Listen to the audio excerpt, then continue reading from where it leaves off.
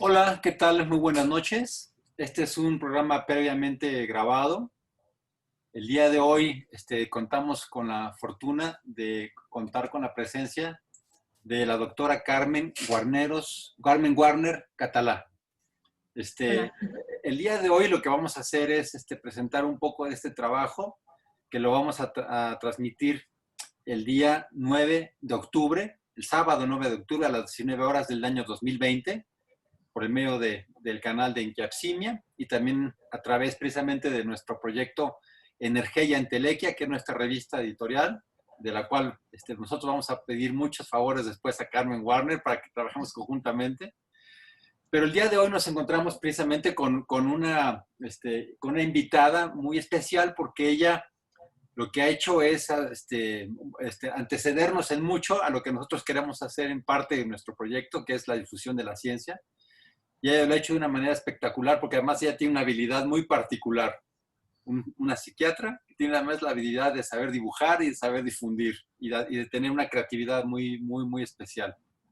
Entonces, lo que vamos a hacer el día de hoy es que primero les voy a presentar un audiovisual de los alumnos de la Facultad de Medicina de la UNAM, que elaboraron precisamente como introducción para esta plática del día de hoy de Carmen Warner, y después ya vamos a pasar a que ella nos exponga todo lo que está haciendo el Instituto Nacional de Psiquiatría, donde ella es residente del cuarto año de la especialidad de psiquiatría y que está en un proyecto que se llama Mentalizarte. ¿Es correcto?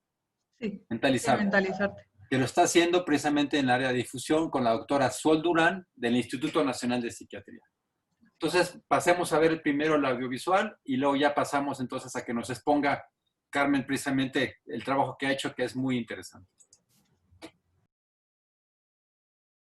Hola a todos, nosotros les vamos a hablar sobre cómo favorecer la comunicación de los médicos con los pacientes. Los integrantes somos Lisbeth Ariana Obregón Tolentino, Samantha Beatriz Rodríguez Carrión y su servidor Juan Ángel Serrano López. La tecnología de nuestros tiempos ha dado un gran salto en las últimas décadas y ha marcado importantes eventos durante toda la evolución de la humanidad. Estos cambios en la comunicación los han sentido más las generaciones previas al año 2000.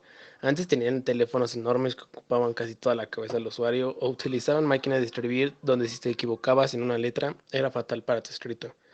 Y ahora la tecnología ha transformado mucho la comunicación. Tanto así que cuando utilizamos una aplicación para WhatsApp y nos equivocamos en un mensaje, tenemos la posibilidad de borrarlo. Solamente vean este dato, ya que la encuesta de comunicación política aplicada revela que casi el 20% de los usuarios mexicanos consultados usan el mensajero, que es el de WhatsApp, por más de 6 horas al día. Esto nos ha llevado a que la comunicación es una actividad que realizamos todos los días. Es algo que se ha vuelto muy cotidiano para las personas, tanto así que se ha llegado a considerar como algo simple y sin necesidad alguna de mejorarla. Sin embargo, la comunicación va más allá de esto. Para empezar, cuando uno quiere definir lo que es la comunicación, uno tiene que iniciar hablando sobre todos los factores involucrados en ella. Iniciamos con el emisor, quien emite el mensaje a través de un canal hacia un receptor, mensaje que puede ser interrumpido por algún ruido. Si dejamos esto así, tal vez ustedes, que en este caso son los receptores, no logren entender el contexto completo de mi mensaje. Para que haya una completa comprensión de mi mensaje sin alguna confusión, es necesario que yo explique mejor lo que quise decir. El emisor es la persona quien emite el mensaje, aquel que habla en algún conversatorio o el conductor de algún programa. El mensaje es el estímulo que transmite la fuente, y este puede ser desde un comentario verbal hasta algún escrito o incluso una expresión. El canal es el medio por el cual el emisor manda el mensaje. Este es la palabra en el caso de cuando hablamos, algún póster cuando tratamos de promocionar algo o con la tecnología de nuestros días, un email. El receptor es el destinatario de nuestra carta, por así decirlo. Es la persona que queremos que le llegue nuestro mensaje. Y el ruido en las grandes ciudades. El ruido hasta se considera como contaminación, pero no hay que quedarnos solamente con el concepto de que el ruido solo es escuchado. En el proceso de la comunicación, el ruido es toda aquella interferencia en el proceso de la comunicación. Entonces, el cansancio o los sentimientos que llegue a tener el emisor o el receptor solos y que lleguen a afectar a la comunicación se consideran ruido. Tal vez ahora nos parezca que la comunicación no es algo tan simple como pensábamos hace 5 minutos. Sin embargo, la mayoría de la gente no lo ve así. Y esto en algunos casos es ocasionado por la falta de conocimiento que podemos llegar a tener sobre el tema. Por lo tanto, la gente no está interesada en desarrollar habilidades comunicativas, habilidades que son esenciales para muchas actividades. Y aquí es donde entra la medicina. Uno como médico es esencial que tenga los conocimientos y teoría suficiente y actualizada sobre la medicina. Y además que sepamos comunicar nuestras ideas, diagnósticos, tratamientos y malas noticias del paciente, entre muchas cosas más. En otras palabras, tener habilidades comunicativas. En estas habilidades también entra el saber escuchar al paciente, ya que el médico que interrumpe constantemente y no deja expresar bien al paciente ocasiona una mala comunicación. Dentro de todo esto, existen razones por las que es importante que un paciente se comunique con el médico para hacerle ver sus padecimientos. La historia del paciente siempre ha tenido una importancia manifiesta en el proceso de evaluar el significado de la enfermedad. La llave del desarrollo de la historia clínica, el único registro de cómo la enfermedad ha disrupcionado la vida del paciente, es la base científica que tiene el médico para establecer un pensamiento científico en el proceso de realizar un diagnóstico clínico. El papel del médico en la recogida de la información respecto a la enfermedad del paciente siempre ha sido muy activa, e incluso controlando la información suministrada por el paciente. Sin embargo, la experiencia nos ha demostrado que la gran mayoría de los médicos no son buenos oyentes. La comunicación no solo debe de servir de vehículo para obtener información que el médico necesita en el cumplimiento de sus funciones, debe emplearse también para que el paciente se sienta escuchado, para comprender enteramente el significado de su enfermedad y para que se sienta copartícipe de su atención durante el proceso de salud. Un razonamiento inicial para estimar la importancia de la comunicación en la relación médico-paciente, identifica que uno de los aspectos de mayor interés para el enfermo es que el médico demuestre estar interesado por él, que utilice palabras comprensibles, que proporcione información sobre el tratamiento, que transmita tranquilidad, que aconseje al paciente, pero que le permita ser quien él decida, que tenga libertad para comentar sus puntos de vista y que el médico considere su opinión acerca del tratamiento. Una de las mayores necesidades del paciente es ser entendido y conocido. Esto es, que una de las mayores cualidades del médico debe ser su conducta afectiva que le permita reflejar sentimientos, mostrar empatía y preocupación por sus pacientes. Las cualidades humanísticas del médico parecen ser muy valoradas por los pacientes y la comunicación como parte de ellas.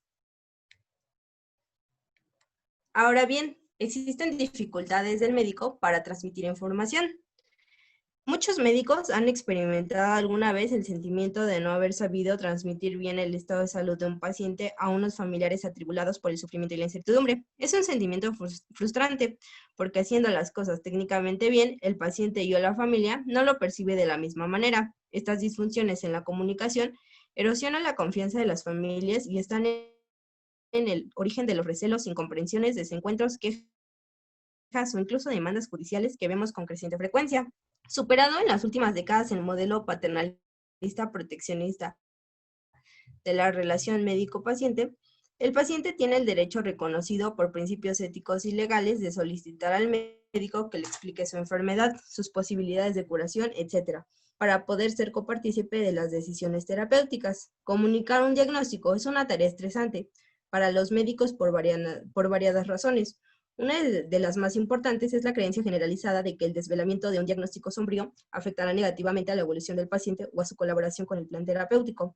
Otra razón es el temor a enfrentarse a sus reacciones emocionales o preguntas incómodas, sobre todo cuando se es consciente de que no se posee un mínimo entrenamiento para manejar situaciones de gran tensión emocional. Los factores que dificultan la comunicación pueden provenir del ambiente sociocultural del paciente o del propio médico. Principalmente tenemos el temor a causar dolor. Un documento tan antiguo como el juramento de Hipócrates ya refleja la obligación ética de no producir o evitar dolor al paciente. Los médicos tienen tan interiorizado por formación el principio de no hacer daño que la idea de infringir dolor tanto físico como moral les resulta algo rechazable. Esto puede inducir en los médicos actitudes evasivas respecto a comunicar diagnósticos adversos o la de minimizar peligrosamente la gravedad de los mismos. Por otro lado, el temor al fracaso terapéutico. Este temor es una consecuencia directa de la ilusión de que todo tiene cura, generada en la sociedad por los impresionantes avances que ha tenido en las últimas décadas las técnicas de diagnóstico y tratamiento. Por ello, muchos médicos, especialmente los más jóvenes, pueden vivir la ausencia o insuficiencia del tratamiento como un fracaso profesional. El temor al fracaso terapéutico puede crispar la relación con el paciente y comprometer su grado de colaboración. También existe el temor legal.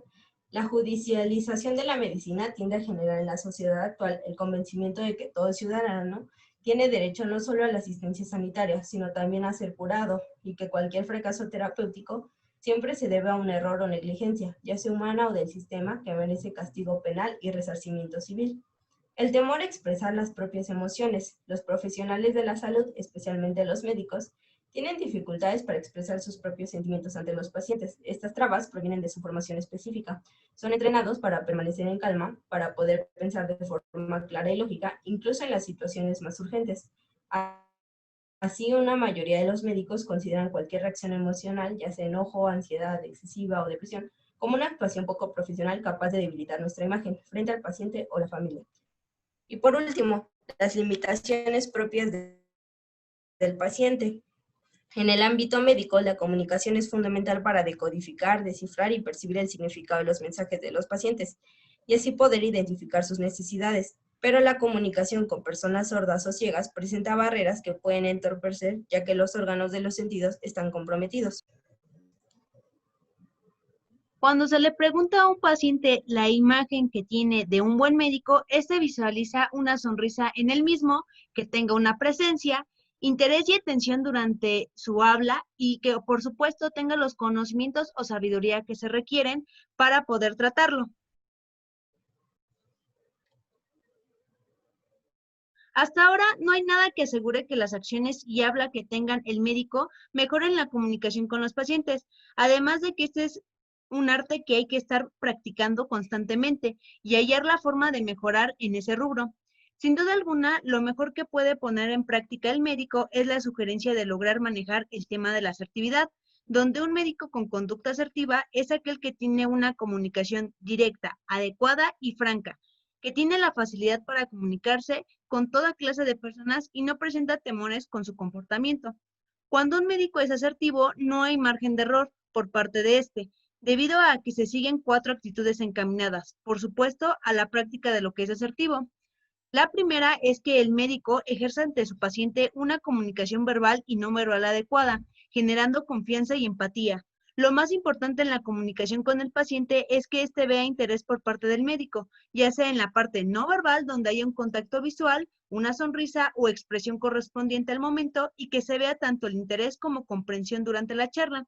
Es muy seguro que recibiendo a nuestro paciente con un apretón de manos, preguntarle el cómo se encuentra y cómo se siente, la relación médico-paciente iniciará de forma correcta y el paciente deposita la confianza en el médico. La segunda es, el médico asertivo también deberá defender sus derechos como médico. La Carta de Derechos Generales de los Médicos debe ser cumplida y, por lo tanto, si el médico nota que hay una falla en estos, tiene la razón al hacer ver las injusticias que se le hacen sin dejar la práctica de la asertividad. La tercera es que el médico asertivo respeta y protege los derechos de sus pacientes, así como vigila sus derechos, también está atento al de sus pacientes y por lo tanto los cumple y protege ante negligencias por parte de terceros. La cuarta es que el médico debe actuar con seguridad y confianza en sí mismo, con el sustento de sus conocimientos científicos y técnicos y la actualización continua, así como la certificación por los consejos de medicina. Esto asegura al médico sentirse bien durante la relación con un paciente. Y gracias a esto se podrá mantener un adecuado equilibrio entre lo que realmente pasa y lo que siente. A esto se le conoce también como inteligencia emocional. Además de la asertividad, hay otros consejos o sugerencias que pueden servir a que la comunicación con el paciente sea la adecuada. Algunos de estos son los siguientes. Entablar la relación con el paciente dentro de un clima afectivo, adecuado para favorecer la comunicación que caracteriza a este vínculo. Aplicar sus conocimientos y destrezas clínicas, incluyendo su capacidad intuitiva para realizar un buen diagnóstico. Comunicar al paciente las hipótesis diagnósticas y lo relacionado con las opciones de tratamiento disponibles. Analizar en conjunto con el paciente las opciones terapéuticas hasta elegir la que ambos consideren la más adecuada para el paciente. Acompañarlo durante el proceso de tratamiento más que el uso de medicamentos e intervenciones técnicas. Con la realización de estas sugerencias durante la práctica clínica, es muy probable que las quejas hacia el médico referidas a los aspectos de comunicación disminuyan considerablemente, además de ser beneficioso para los pacientes, quienes estarán más dispuestos con su tratamiento y con su enfermedad.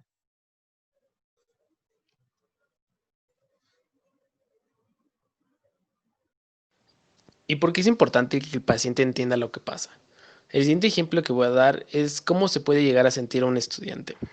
¿Qué emociones sentimos cuando estamos leyendo un tema del cual sabemos poco y al leerlo no lo entiendes? Sentimos frustración, desesperación, ansiedad y quizás miedo, si el tema que estamos leyendo lo tenemos que entender para algún trabajo o un examen. Lo mismo sucede en el paciente cuando no entiende su padecimiento. Y no me refiero a que entienda la fisiopatología, epidemiología o etiología de su padecimiento, sino que el paciente entienda lo que implica su padecimiento, su tratamiento en caso de que haya uno, las probables complicaciones y qué es lo que él puede hacer para tener una mejor evolución de su estado. Esto solo sucede cuando existe una correcta comunicación entre el médico y el paciente, como hemos estado viendo. Solo con una correcta comunicación lograremos que el paciente entienda lo que suceda. Y esto implica muchas cosas.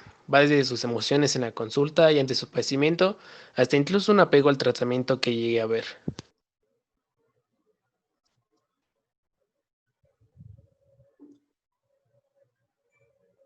Y las emociones que se generan en el paciente cuando entiende lo sucedido no se parecen en nada cuando el estudiante lee algo que no sabe. Estas, en cambio, son satisfacción, seguridad, compromiso al sentirse involucrado y dispuesto a cooperar.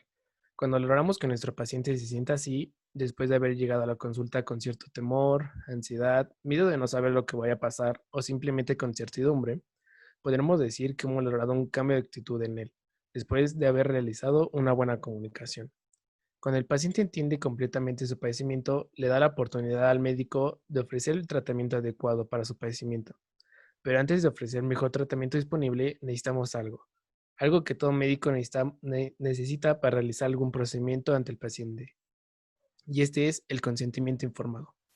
Cuando el paciente da su consentimiento informado para algún procedimiento, implica que entiende completamente su padecimiento, cuál es el procedimiento a realizar y sus beneficios, las complicaciones que podrían llegar a ocurrir, que está al tanto de cualquier otra alternativa en caso de que haya y sabe sobre sus derechos.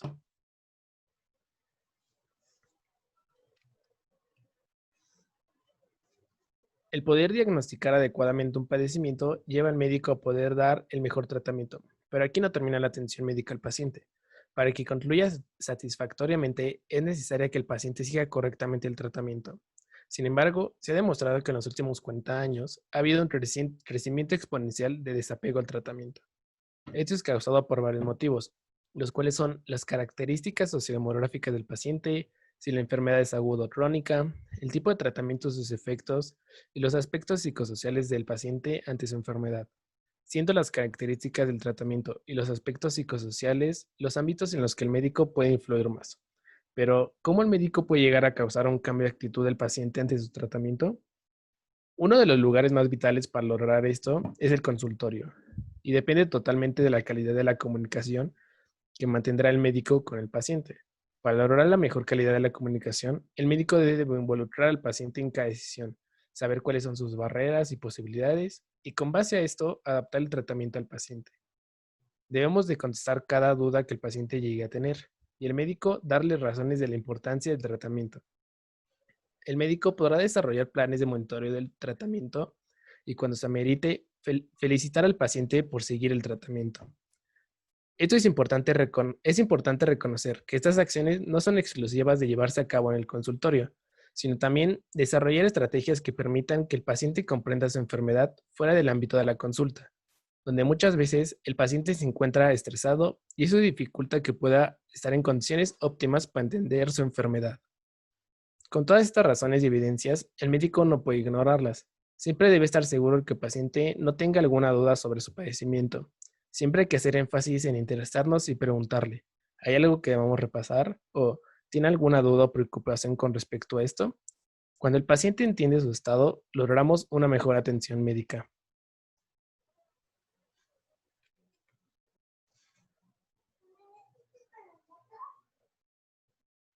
Como conclusión, es importante que el gremio médico busque mecanismos de comunicación que no solo considere la buena comunicación durante la consulta, sino que también encontremos mecanismos de transmisión a la sociedad que puedan tener un impacto favorable para que se mejore la comprensión de las enfermedades y que cada vez exista una mejor interacción médico y la sociedad.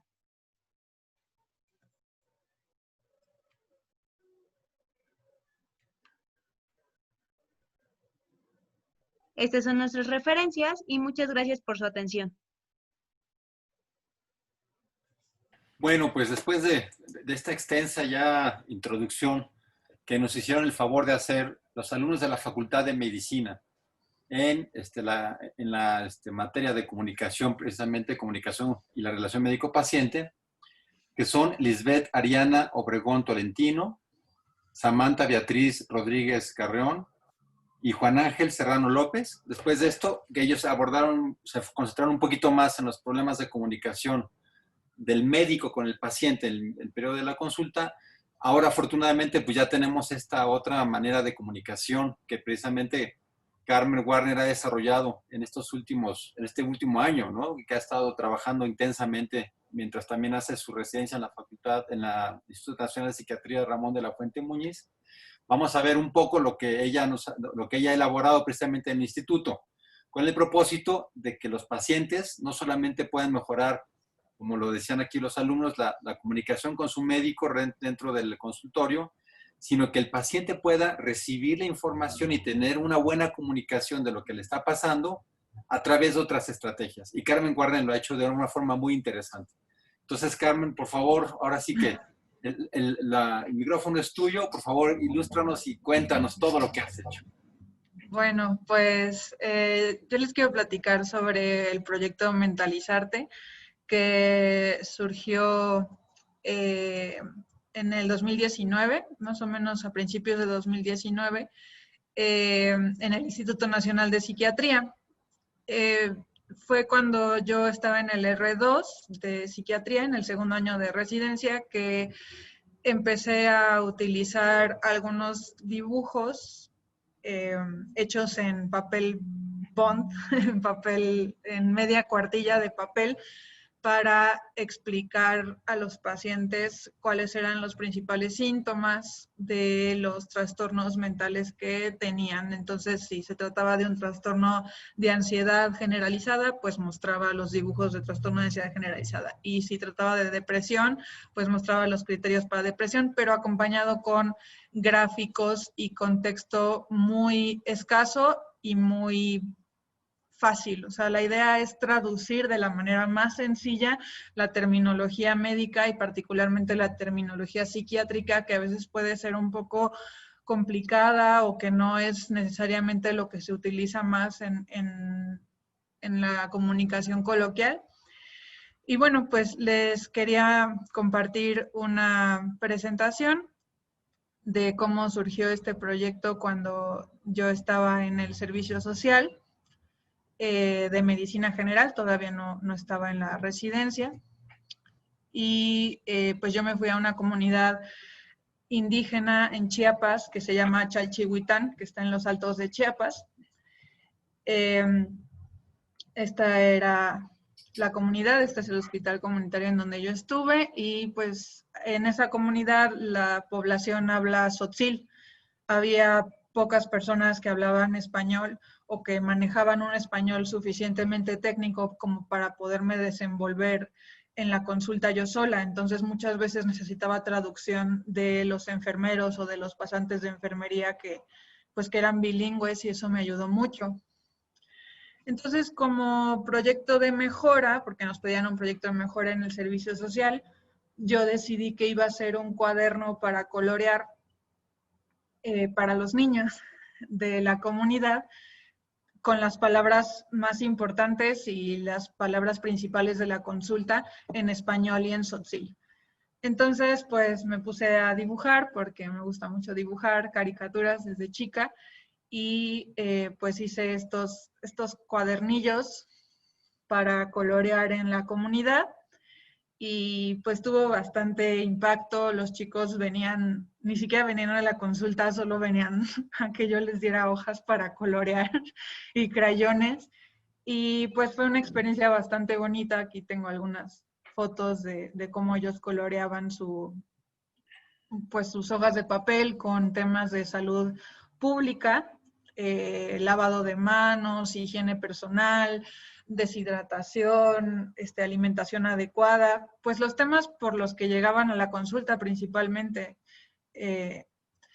Ya después, apliqué esa misma estrategia a mi consulta de psiquiatría, porque me di cuenta de que pues en el instituto tenemos que ver pacientes de primera vez en muy corto tiempo. O sea, tienes una historia clínica psiquiátrica que suelen ser bastante amplias, y tienes 1 hora y media para conocer al paciente, darle retroalimentación, explicarle su diagnóstico, explicarle cuál va a ser el tratamiento. Entonces muchas veces ese tiempo se queda corto.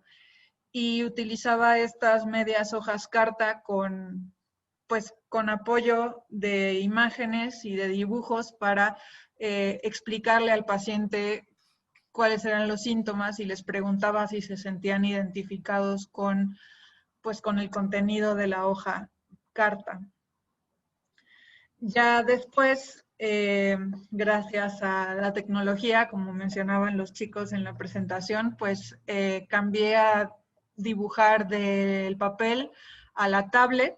Entonces ahora todos los dibujos los hago en la tableta electrónica, lo cual me permite pues colorearlos, tener una paleta de colores muy amplia, tener capas, o sea, poder dibujar por capas y además pues automáticamente tener el dibujo en versión electrónica sin tener que escanear, porque muchas veces el escaneo es complicado y la paleta de colores cambia y bueno, pues ha sido realmente un cambio muy, muy bueno para facilitar la comunicación de las caricaturas. Mi tesis de psiquiatría fue un curso psicoeducativo, un curso para los pacientes con esquizofrenia y trastornos psicóticos, basado en un manual que yo misma ilustré, que explica los principales síntomas de la esquizofrenia, cuáles son los tratamientos más comunes. También venían actividades, ejercicios para resolver en el curso, que duró 3 meses, 1 vez por semana durante 3 meses. Y pues eran los mismos temas que se tocan en un curso psicoeducativo para esquizofrenia, pero el manual, pues los pacientes se lo llevaban a su casa para poder tener material de consulta y material resuelto por ellos y coloreado por ellos. Entonces fue una tesis también bonita, justo para probar esta idea de que la comunicación no verbal es una de las bases para la transmisión de conocimiento y pues bueno, lo vivimos en la primaria, en el kinder, con libros y las ilustraciones, pero pues también los adultos necesitamos muchas veces ilustraciones, colores, música, que sea dinámica la información para transmitirla efectivamente. Entonces, bueno, aquí están algunas de las ilustraciones del manual, de la tesis. Y ya, tal cual, el proyecto Mentalizarte empezó siendo un perfil de Instagram y publicaciones de Mentalizarte en la página de Facebook del Instituto Nacional de Psiquiatría. Cada semana son 3 publicaciones y cada mes escogemos un tema en particular. Hemos tenido temas de depresión, ansiedad, trastornos de estrés postraumático, trastornos de la conducta alimentaria, trastornos por consumo de sustancias. Y lo padre es que como estamos en el Instituto Nacional, pues los temas siempre están revisados y redactados por los subespecialistas del instituto. Entonces hemos tenido colaboración de muchos buenos, excelentes doctores psiquiatras que son subespecialistas en trastornos de la alimentación o en trastorno límite de la personalidad o en trastornos, trastorno bipolar. Y la información que ellos redactan, pues nosotros la revisamos para que esté redactada de una forma sencilla y fácil de comprender para los usuarios. Esto fue las publicaciones de marzo del 2019. Esta fue nuestra primera publicación. Marzo es un perrito que iba narrando los síntomas depresivos. Después Raku es el mapache ansioso, que ha salido en varias publicaciones y ya es famoso en internet, sobre trastornos de ansiedad. Y bueno, este es un video, no creo que vayan a poder escuchar la música, pero este es uno de los videos que ilustran los síntomas físicos de la ansiedad. Entonces, la animación y el diseño la hace la diseñadora del instituto, que se llama Fernanda Mota, que es excelente, es una chica súper aplicada y que tiene muy buen manejo de la información. Todos estos videos los pueden ver en el Instagram de Mentalizarte, pero también los pueden ver en la página que ahorita les voy a mostrar. Estos son videos sobre autolesiones. Tenemos un periquito que se está arrancando las plumas como una forma de autolesionarse. Y explica lo que es la autolesión, cómo funciona, por qué las personas se llegan a autolesionar. Queríamos comunicar temas difíciles como la autolesión, el suicidio, la violencia, de una forma amena, que no estigmatizara más ya de por sí estos temas y que las personas lo pudieran comprender a través de personajes, pues, no necesariamente humanos, es decir, que uno pueda sentirse identificado con personajes que pueden ser animales o personajes ficticios o humanos de caricatura, pero que no se refleje una realidad tan cruda. Yo creo que esa es la ventaja de los dibujos, que permiten dar a conocer un concepto o transmitir un concepto sin necesariamente utilizar imágenes de personas en vivo. Estas son las imágenes, los personajes de TDA, que son dos niños, Tadeo y Aida, que son un par de niños muy, muy, muy juguetones y que le hacen la vida de cuadritos a su mamá. Julio del 2019 fue de trastornos adictivos. Cada una de las sustancias fue ilustrada con una infografía. Agosto del año pasado fueron trastornos de la conducta alimentaria, que también tuvo bastante pegue. Y aquí hay uno de los videos de los tipos de trastornos de la conducta alimentaria. Bulimia nervosa, con una sandía vomitando.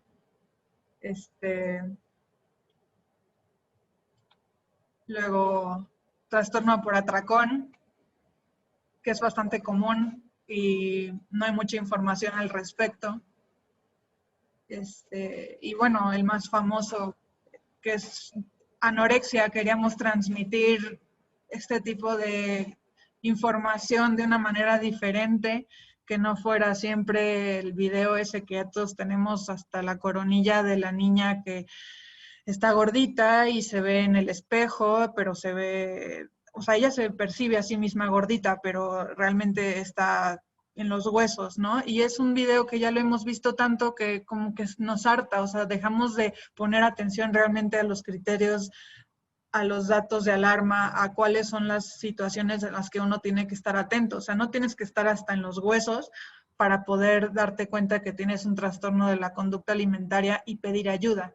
Entonces, un poco mentalizarte, la idea es esa, que las personas puedan detectar y puedan identificar que tienen algún trastorno o que tienen algún problema para pedir ayuda antes de que sea demasiado tarde.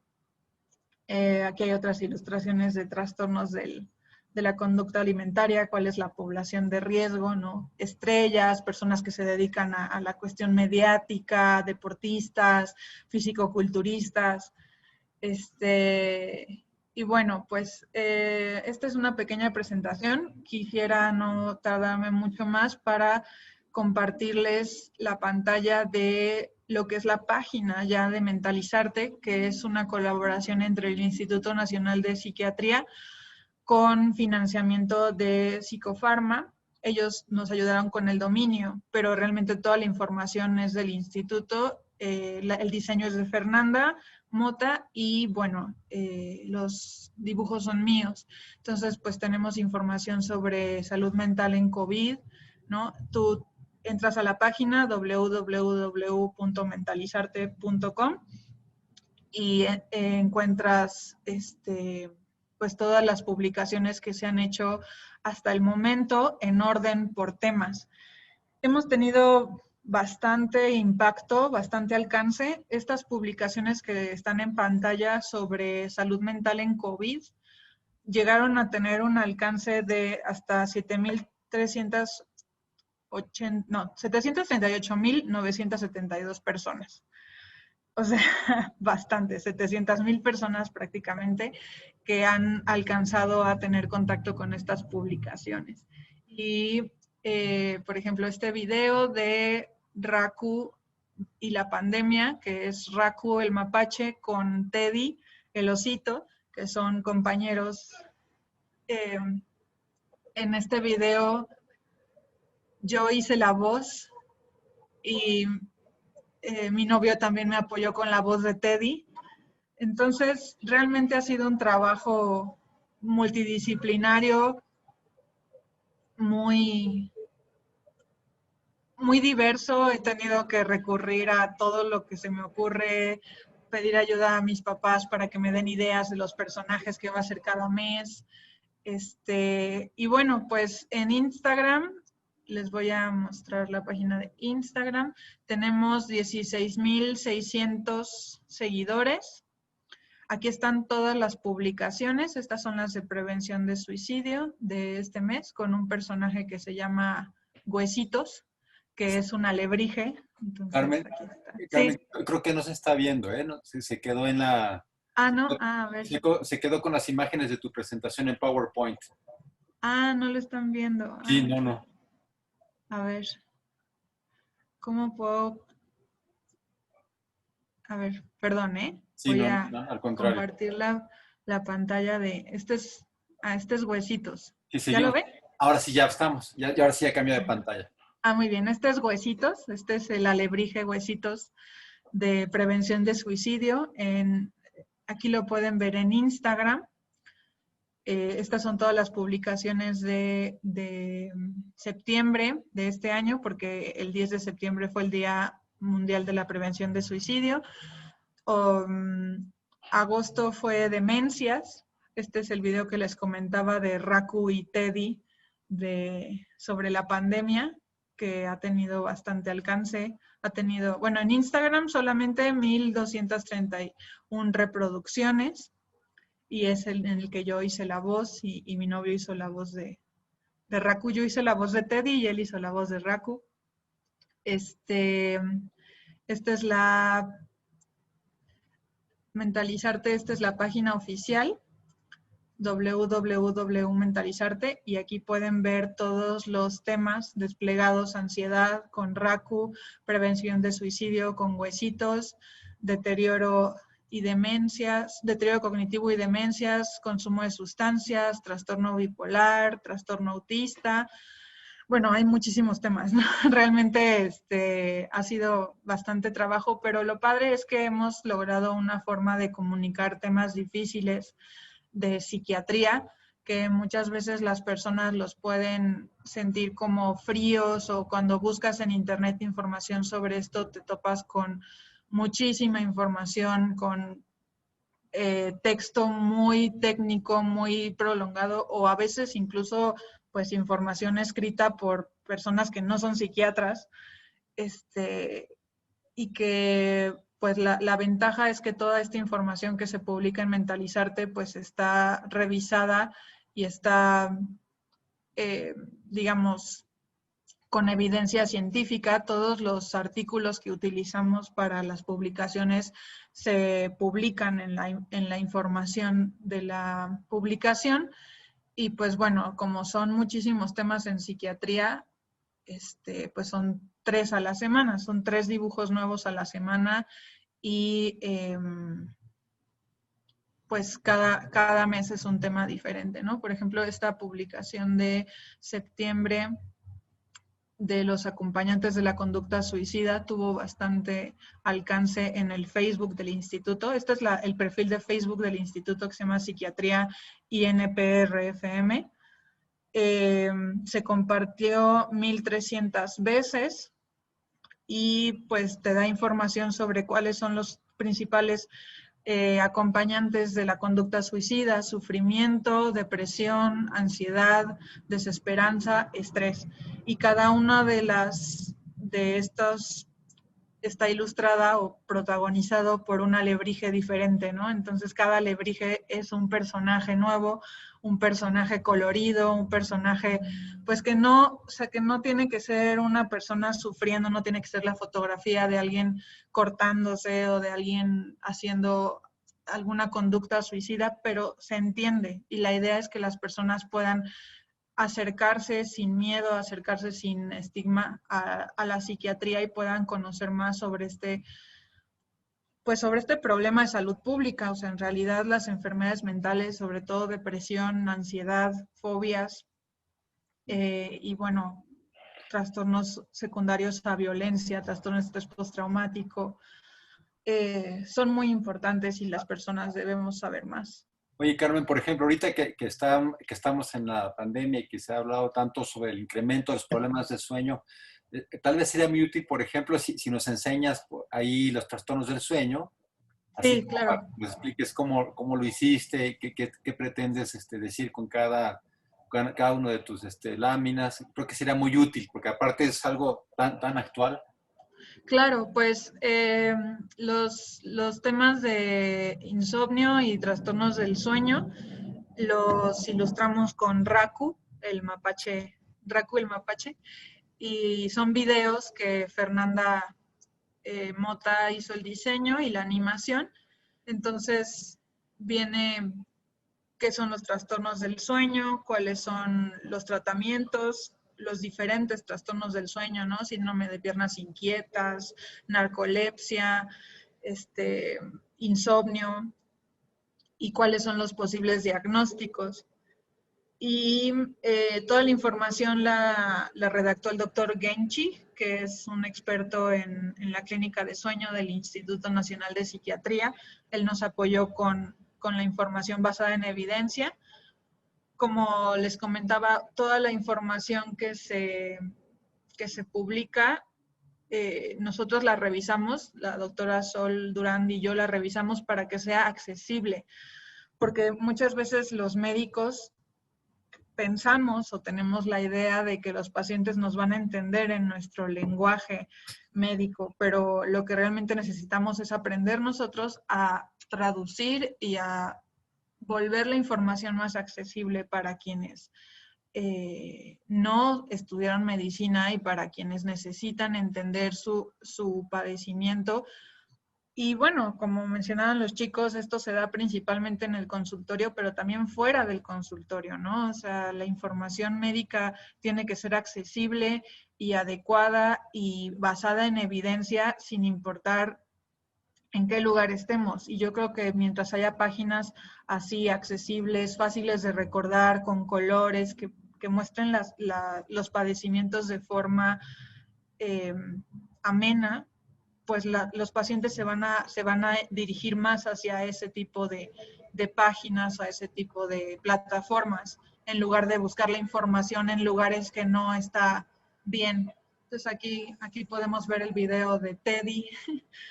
Ahí fue donde surgió Teddy con Raku. Entonces explica. Ahí surgió, ahí se te ocurrió Teddy por primera vez. Sí, Teddy fue de los trastornos del sueño y fue donde él nació. Y explica lo que es el insomnio.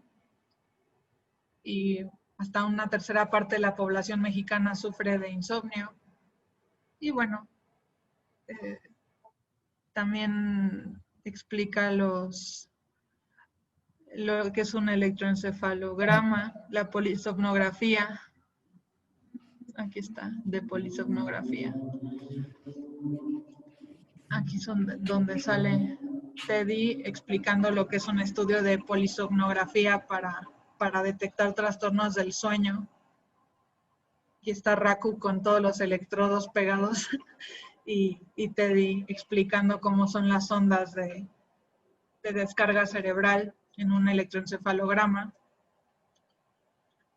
Y bueno, pues a algunos pacientes realmente les ha ayudado tener esta información accesible cuando se les pide un estudio de electroencefalograma o cuando se les pide una polisomnografía, tener una forma rápida y concisa de entender lo que es el estudio, porque pues vivimos en la era de la inmediatez, ¿no? O sea, queremos que todo quede claro lo más rápido posible y bueno, en Internet hay mucha información, pero también hay mucha desinformación.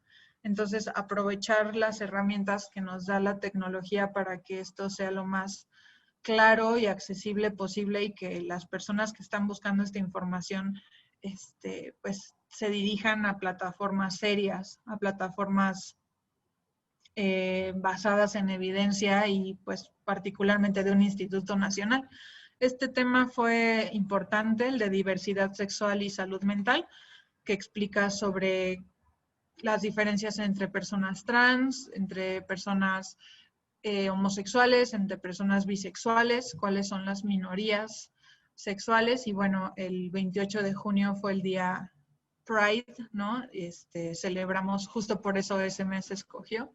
Aquí hay unos pingüinos homosexuales abrazándose para explicar la homosexualidad y explicar que, pues, que es muy diversa y que no solamente entre los humanos se da el comportamiento homosexual.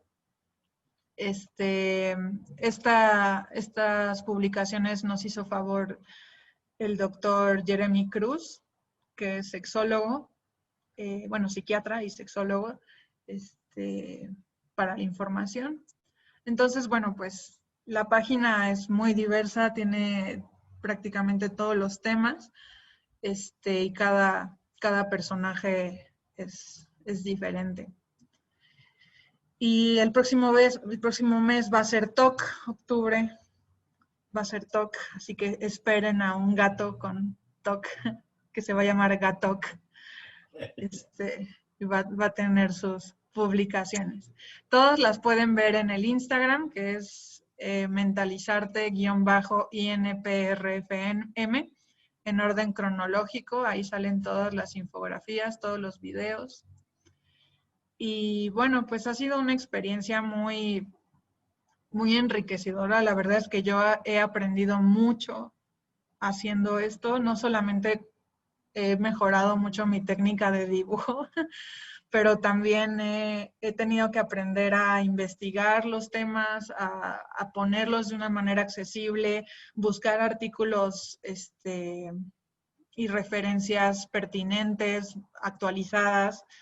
Entonces, pues es un trabajo bonito el que hemos estado haciendo con Mentalizarte. Oye, Carmen, ¿podríamos ver el de COVID? Que es el que... Sí, claro. Salud mental y COVID. Estas fueron autocuidado. Estas salieron incluso en la página de la Secretaría de Salud. ¿Cuáles son las técnicas de autocuidado? Estamos viviendo una situación mundial sin precedentes, misma que nos puede generar ansiedad. Por esto necesitamos cuidarnos no solamente con la sana distancia, sino también con medidas de autocuidado. Y ahí está Raku. Hidratándose. Es importante procurar una alimentación balanceada y suficiente, incluyendo la hidratación con regularidad. Preparar una ensalada de frutas, comer frutas y verduras, asegurarse que lo que comemos tenga muchas vitaminas. Hay que mantener los hábitos cotidianos, por lo que se sugiere que el sueño únicamente sea nocturno y evitar siestas de más de 20 minutos de duración. Cuida la calidad de tu sueño. Técnicas de relajación, respiración. Haz meditación, estiramientos o ejercicio, por lo menos durante 30 minutos al día. Eso fue de autocuidado. Y también hay una sobre técnicas de respiración. Esa creo que está aquí. Mindfulness, sí, técnicas de respiración. Este también tuvo bastante alcance. Es un videíto que te enseña cómo hacer la técnica de respiración diafragmática de una manera muy sencilla y muy fácil.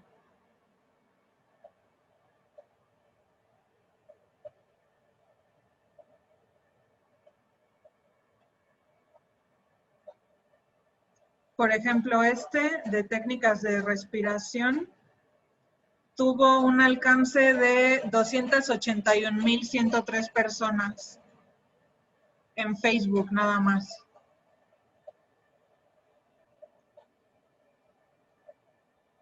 En Facebook, 281,000 personas y en Instagram, 5,608 personas. Y bueno, los análisis estadísticos nos hablan de que tenemos bastantes seguidores, sobre todo en Latinoamérica, Venezuela, Perú, Costa Rica, sobre todo en países hispanohablantes es donde tenemos más seguimiento. La mayoría de nuestros seguidores son de la Ciudad de México, pero también en otros estados de la República, pero también de repente salen usuarios de Indonesia, de Canadá, de Alemania, entonces pues yo me imagino que son personas que hablan español, hispanohablantes que viven en esos países, pero bueno, es interesante ver los resultados del comportamiento de las redes. Yo creo que es algo que cada vez más tenemos que aprender a utilizar como médicos y cada vez tenemos que ir pues haciendo cambios nosotros en nuestra forma de comunicarnos con los pacientes. También fue bonito, fue de una rutina para estar en casa, un ejemplo de rutina para mantener, digamos, la cuarentena. Y bueno, pues ha sido bastante útil. Pues muy bien, Carmen. Muy, muy bien. Sí, pues los que estén viendo esto, sobre todo chicos jóvenes, chicas jóvenes, pues compártanlo, no tengan como miedo a acercarse a la psiquiatría, a la salud mental. Yo creo que es una manera muy, muy bonita de hacer medicina, también la divulgación y la comunicación. Y pues es una forma nueva, herramientas nuevas que no tenemos que desaprovechar. Pues muy bien, yo creo que con esto ya más o menos, ahora sí ya tenemos un panorama global de lo que estás haciendo y me parece que ya con esto pues que nos has mostrado, a lo mejor podríamos pasar a pues, hacerte algunas preguntas más, ¿no? Para acabar de cerrar con broche de oro, pues todo esto que ya, pues por sí mismo ya nos mostraste, ¿no? Así que una imagen dice más que 1,000 palabras. Sí, totalmente, sí. Entonces creo que ya nos has afortunadamente llenado de imágenes y sobre todo nos has enseñado cómo accesar a la página precisamente para que la gente pueda acercarse a información científica de una manera más sencilla y mucho más directa y sobre todo con buenas fuentes, ¿no? Eso está muy, muy bien. Entonces, si quieres, dejamos de compartir pantalla un rato. A ver, ¿qué vas a poner ahí? Estoy buscando los videos Sí. de Mentalizarte en la página del instituto, que también están ahí a ver, en sí. Facebook. Ajá, a verlo. Psiquiatría INPRFN. Aquí está Raku con Teddy. Que creo que no lo van a poder escuchar.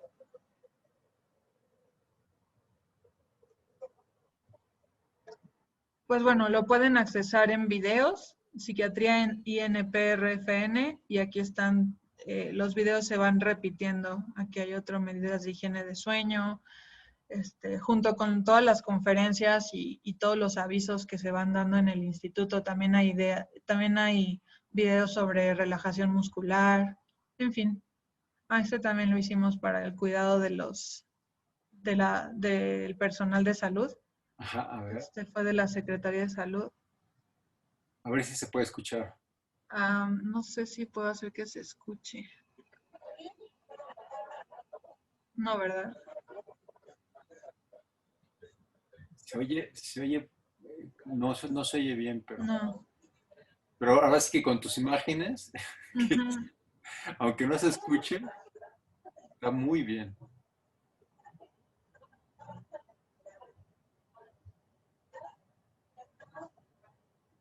Ahí está el doctor, el residente con un ataque de pánico, así. Exacto. Hostilidad. El síndrome de burnout. Ajá. Fatiga por compasión.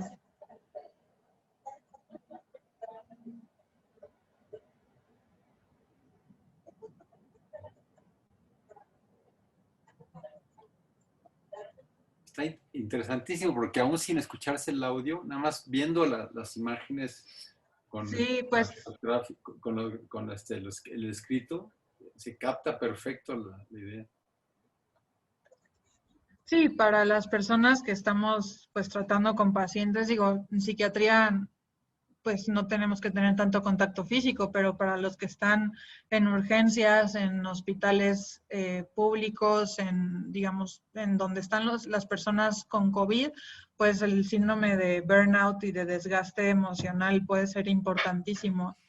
De hecho, pues han llegado varios médicos residentes y médicos adscritos a buscar consulta psiquiátrica en estos meses, pues por esta sintomatología. Y yo creo que el video, el hecho de que se divulgara tanto en redes sociales, en la Secretaría de Salud, en la página de COVID de la Secretaría, pues ayuda a concientizar un poco, porque muchas veces los médicos somos los que menos ayuda buscamos. Ese fue parte del conversatorio que vimos hace 2 semanas. Precisamente la parte médica, ¿no? ¿Qué nos pasa? Sí, este es de trastorno del límite de la personalidad. Lu es un personaje de trastorno límite. Okay. En todos los síntomas que puede tener el trastorno límite y lo incapacitante que puede llegar a ser. En fin, pues hay mucho material, realmente revisarlo todo en una sola presentación está difícil, pero bueno, para los pacientes que tienen rasgos límite o que tienen padecimientos límite, borderline es muy interesante. De hecho, hubo una publicación específica para diferenciar entre el trastorno límite y el trastorno bipolar, porque muchas veces llega a haber confusión de lo que es tener una personalidad temperamental o un carácter temperamental y ser bipolar, ¿no? En la población se suele decir, ay, es que creo que soy bipolar, ¿no? Y luego resulta que es otra cosa. Sí. Bueno, voy a dejar de compartir Sí, entonces. muy bien, sí. ¿Cómo dejo de compartir? Aquí yo le quito. Ah, ya. Ya está. Pues sí, Carmen, muchas gracias. O sea, ahora sí que, primero, el primer paso que nos das con todo esto es para mí el principal objetivo, que tú nos guiaras precisamente en estas maneras de poder como accesar a esta forma de información en donde me parece que estás haciendo un compendio con todo un equipo de trabajo del Instituto Nacional de Psiquiatría. Están logrando hacer entre ustedes un proyecto que precisamente, paradójicamente, sería a lo mejor la parte más importante de nuestro quehacer médico, de nuestra razón de ser, que sería como poder como promover la salud. Y mucho sobre todo ya con esto que tú haces, se hace énfasis en que el modelo médico no solamente tiene que ver con nuestra capacidad de intervenir para curar con medicamentos, sino que tenemos precisamente un potencial muy grande, que algo nos ha pasado a nivel del gremio médico, que a través de todo este tiempo no hemos podido, pues no sé por qué razón todavía, potenciarnos en esta capacidad que va más allá, ¿no? De estar en el consultorio viendo pacientes, sino precisamente como dedicando nuestra energía para que tenga un impacto mayor, porque entonces ahí de repente la lógica de la atención médica se ha quedado mucho como en la idea de que si uno está con un paciente, está haciendo su labor al momento de ver un paciente.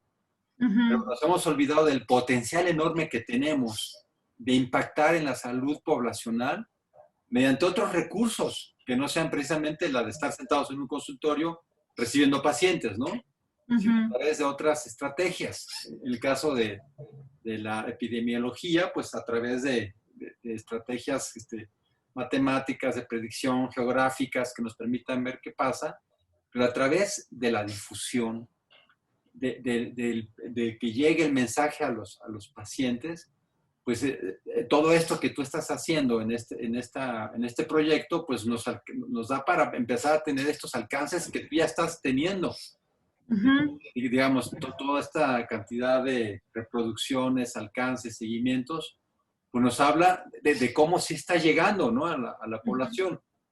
Y ahí yo no sé tú qué piensas, Carmen, pero algo nos ha pasado en medicina, que nosotros que somos bilingües en el sentido de que manejamos el lenguaje médico y el lenguaje tradicional, de repente nos pasa algo que estando dentro de la medicina, pareciera que estamos hablando entre nosotros con nuestro propio lenguaje médico, pero luego al momento de estar ya difundiendo, comentando y estando con los pacientes, se nos olvida que somos bilingües, ¿no? O sea, se nos olvida nuestra capacidad de manejar los dos lenguajes y algo nos pasa que al momento de estar con el paciente o difundiendo, seguimos en nuestra jerga médica y Ujú. nos quedamos en un monolito, en un solipsismo, donde Ujú. estamos entre nosotros hablando y escupiendo términos que a los demás pues es un escupitajo porque no entienden nada.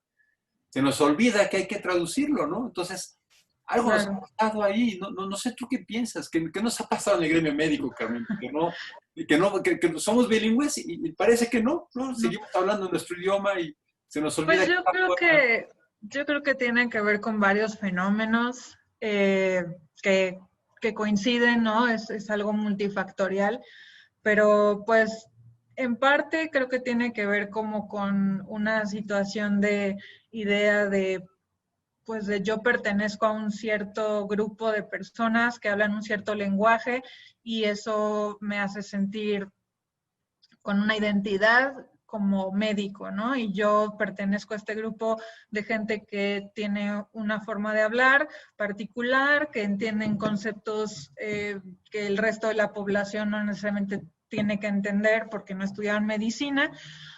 Y ha habido pues una idea de que ese gremio o ese círculo social es más prestigioso que otros círculos sociales, ¿no? Entonces, pertenecer a un gremio prestigioso, pues muchas veces da la idea falsa de que sacar información o que dar a conocer información, pues es una forma en la que uno pierde pues esa forma especial de pertenencia a un grupo particular de personas, lo cual es fatal porque pues en realidad yo creo que esta idealización del médico como alguien no humano y que pertenece a un grupo pues casi con propiedades desconocidas y mágicas de curación, ¿no? Así de, no, pues el doctor sabe, ¿no? El doctor es el que tiene que saber. Somos humanos, al fin y al cabo, todos somos personas que estudiamos una carrera y que poseemos ciertos conocimientos y sabemos cómo se llaman las cosas con un lenguaje particular, pero eso no debería de separarnos de la idea de que nosotros tenemos que comunicar eso, porque finalmente los pacientes son los que se enferman, ¿no? O sea, nosotros también nos enfermamos, nosotros también tenemos padecimientos médicos y mentales. Y esta idea de que somos pues un grupo de personas aparte que manejan información desconocida y especial, pues yo creo que ya nos lo creímos nosotros, o sea, ya nos empezamos a sentir nosotros como, pues es que si le explico al paciente lo que es la hipertensión arterial sistémica,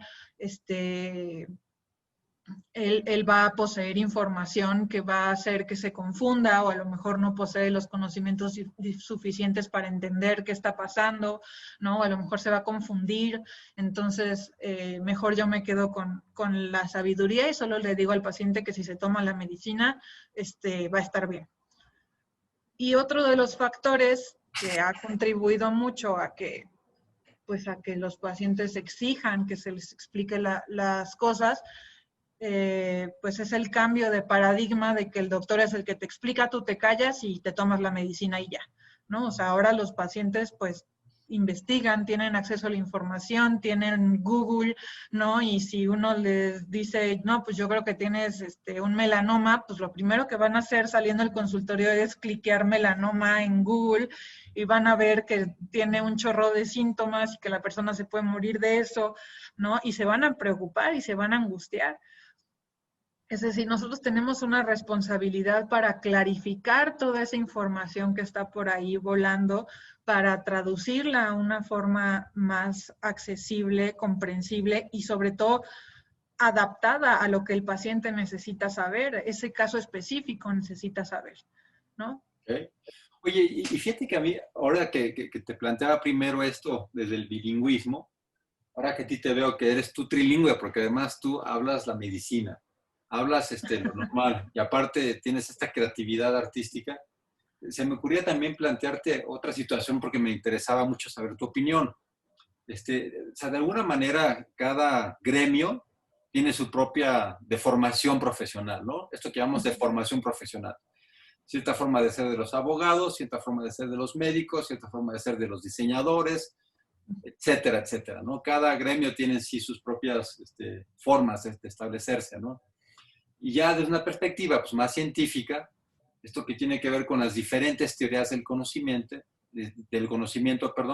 las diferentes epistemes para acercarse al conocimiento, pues hacen que la medicina tenga una predicción por esta visión principalmente de tipo científica biológica, ¿no? De alguna manera, aunque en teoría siempre se ha mantenido esta importancia de la visión biopsicosocial, ahora a la hora de ver la currícula de un médico, pues vemos que hay una teoría, vemos que hay una importante currícula de los aspectos científicos biológicos para entender la enfermedad y para tener estrategias de comprensión de cómo actúan los medicamentos, ¿no? Esa ha sido la episteme de la medicina.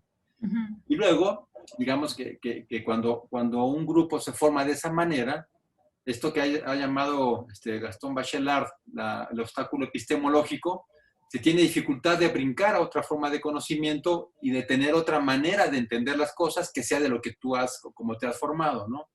Claro. Tú que tienes este trilingüismo y que tienes este aspecto tan creativo, de diseño, de expresión, yo te quería preguntar, ¿cómo le haces para cambiar el chip desde la visión científica biológica y luego pasarla al aspecto más creativo, y creativo desde la perspectiva del personaje que inventas, de los nombres que le pones, de la forma en que lo dibujas? Primero mi duda era, ¿cómo le haces para cambiar el chip? Porque creo que si nos dices tu tip, nos ayudaría mucho a los médicos a ir cambiando ese chip precisamente a la hora de concentrarnos en la idea de poder hacerle ver a los pacientes y a la población qué es lo que les pasa. ¿Cómo le haces tú, Carmen, para cambiar de chip? ¿Cómo trabajas? Pues, primero, como que trato de concentrarme no tanto en el contenido teórico, sino en la parte emocional. O sea, ¿cuál es la clave emocional de ese tema?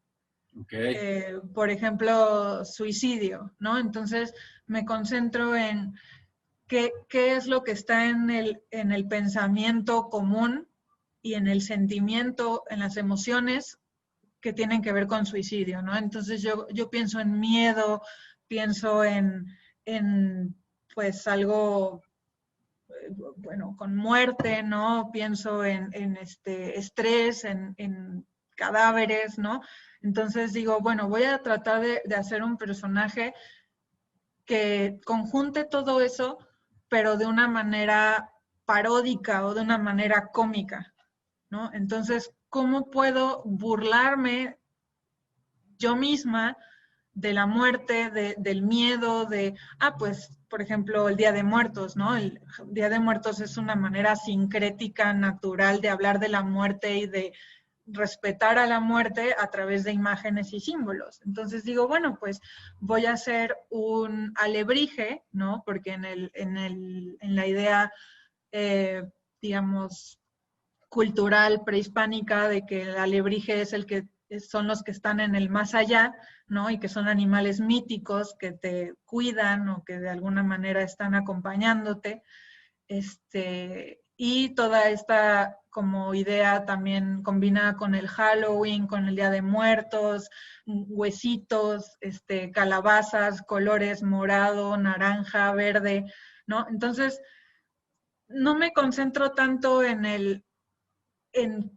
qué es el suicidio teóricamente, sino qué hace sentir el suicidio.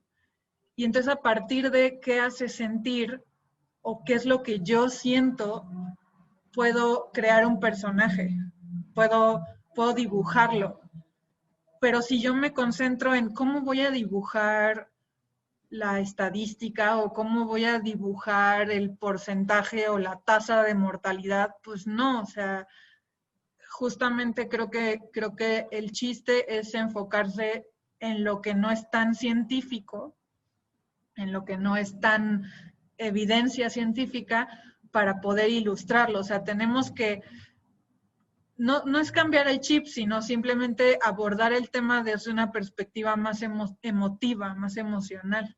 Entonces, por ejemplo, demencias. Para mí las demencias son un tema importante porque mi propia abuela materna tuvo demencia de tipo Alzheimer, ¿no? Entonces, yo a mi abuela materna le decía Yaya, le llamaba Yaya porque así se dice abuela en catalán, y ella era emigrante de la República Española en la Guerra Civil. Y entonces, pues ilustré a Yaya, ¿no? Hice una caricatura de mi Yaya y mi Yayo, porque emocionalmente, afectivamente, eso es algo que a mí me identifica con las demencias. Y finalmente eso es lo que la gente está buscando. O sea, lo que la gente está buscando es cómo entender el problema que lo está haciendo sufrir o que lo está haciendo sentir mal. Entonces, cuando te encuentras con una imagen con la que te identificas emocionalmente y con la que haces un clic de empatía emocional, pues es mucho más sencillo que la persona entienda el tema y lo internalice y lo conserve como información valiosa, a que si solo son números y estadísticas y letras. Ok. Oye, y fíjate que ahí digo, un poco ya lo veo que lo estás desarrollando ahora de una manera ya muy profesional, ¿no? Muy institucional, con muchos recursos, y ahora ya es todo un proceso ya muy activo, ¿no? Y muy rico. Pero un poco para saber, en tu origen, tú antes de esta experiencia que nos hablas de Chiapas, en donde estabas en una comunidad que no se hablaba español, que por cierto yo también estuve en la comunidad chiapaneca en Los Altos, Yajalón, no sé si lo conociste. Ah, sí, Yajalón, sí. Está más al norte, Sí, está más lejos. Más lejos, y además cuando yo estaba ni siquiera había todo el año transporte terrestre, ¿no? O sea, bueno. Estaba mucho más difícil y ahí instalabas el Talichol. Bueno, yo comparto contigo esa vivencia. ¿Tú ahí fue donde te nació empezar con este proceso de difusión? ¿O tú desde antes de llegar ahí ya tenías como estas inquietudes de difusión? Porque imagino que, digo, ya ahora sí que tu dote natural para dibujar y expresar, pues esa siempre lo has de haber traído, ¿no? Pero usar ese dote natural para expresarte a los demás, desde antes de Chiapas hay que decirlo, ¿verdad? Porque es Chiapas. Chiapas. Sí. ¿Tú ya tenías esta inquietud de comunicarte con los demás? ¿Ya era algo que tú ya traías? ¿O ahí brincó todo esto? Bueno, pues en realidad es desde antes. Mi mamá es maestra, es química, y es maestra, pero también se dedica a divulgación de la ciencia y escribió libros, parte de los libros de ciencias naturales, y trabajó en el Museo Universum, en la revista Cómo Ves. Okay. Entonces, pues, digamos que ya en casa hay un poco de todo ese terreno y de ambiente en el que me empapé de conocimiento científico y divulgación científica, ¿no? Mi papá todos los meses religiosamente recibe su Scientific American, y bueno, es el evento de la semana ver el Scientific American, ¿no? Entonces, vengo de una familia en la que eso es, pues, muy valioso, ¿no? Pero, pues, en la secundaria yo empecé a entrarle a esto como de la educación en el proyecto de alfabetización del Colegio Madrid. Ok. que había una alfabetización urbana y una alfabetización rural. Yo estuve en las dos. Me gustaba tener alumnos para enseñarles a leer y escribir. Ya casi no teníamos alumnos analfabetas, realmente más bien las personas querían pues pasar de año, ¿no? En hacer sus exámenes para pasar la secundaria, la primaria, la prepa. Entonces nosotros les dábamos clases, chicos de secundaria, de prepa, y pues ya desde ahí empezó como mi gusto para dar clases, ¿no? Para poder hacer la información que yo conocía más accesible a otras personas. Y pues una de las cosas que más me ha inspirado a hacer este tipo de trabajo ha sido la teoría de educación de Paulo Freire, que él era un pedagogo que creó un sistema de alfabetización para adultos que se basa en imágenes. O sea, el método de Paulo Freire nace de una imagen y de la discusión de por qué ese objeto o por qué esa imagen es significativa para la realidad de esa persona y cómo se transforma el conocimiento, o sea, cómo el conocimiento transforma la realidad de la persona. Entonces, para mí, pues realmente saber sobre Paulo Freire desde la secundaria, prepa y luego poderlo aplicar a la medicina y luego a la psiquiatría, pues ha sido creo que una evolución muy natural, o sea, no es algo que yo haya ni siquiera forzado. Ok. Ya la traías desde antes, ¿no? Entonces. Sí. Oye, y ahí en esta, bueno, de alguna manera ya nos estás mostrando que ya lo traías desde antes, pero finalmente se ha ido encontrando, ¿no? Con el paso del tiempo y ya has mantenido ese trilingüismo, ¿no? Que te permite estarte brincando, ¿no?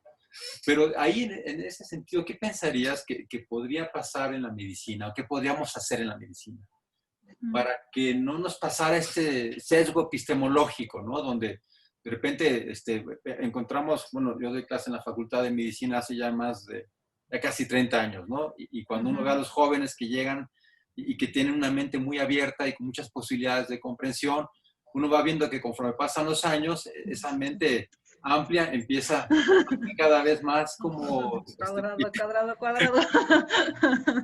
Bueno, tú le llamaste cuadrado, ¿no? Yo iba a decir epistemológicamente más limitada, o sea, más constreñida, digamos.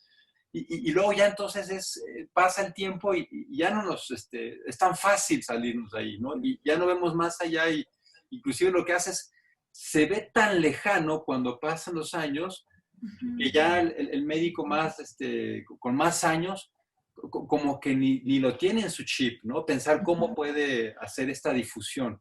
¿Qué pensarías tú que hay que hacer dentro de la medicina precisamente para poder mantener la idea de que nosotros como médicos tenemos una labor no solamente en el, digo, de hecho, bueno, vimos la introducción de los alumnos, ¿no? En que inclusive en la comunicación con los pacientes se nos dificulta mucho dentro del gremio médico, que nos dedicamos todos los días a ver pacientes, paradójicamente somos de los peores en la comunicación. Nos cuesta mucho trabajo sabernos comunicar, ¿no? Y ya no digas en el consultorio, sino con esta posibilidad de ofrecer una difusión y una comprensión de las enfermedades para lograr los mejores hábitos en la población.